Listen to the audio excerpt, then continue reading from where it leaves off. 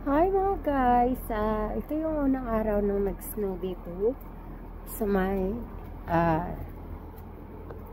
Canada, Ontario. Yan, lakas ng snow. Sarap maglaro. Tingnan nyo. Ice. Diba?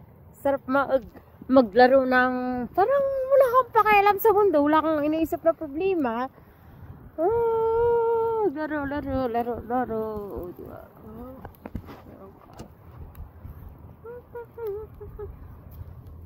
Diba? Pero sobrang lamig.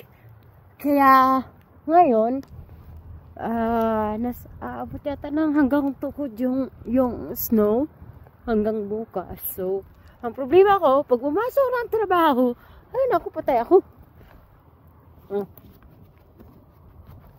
Sarap ng laro ko ngayon. First time kong maglaro dito.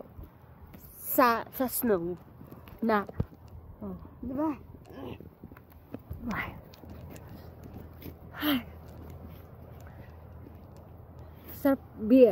Sarap pagiging bata at saka maglaro sa ganito na hindi pa natin na-experience sa buhay natin. Mabuhay!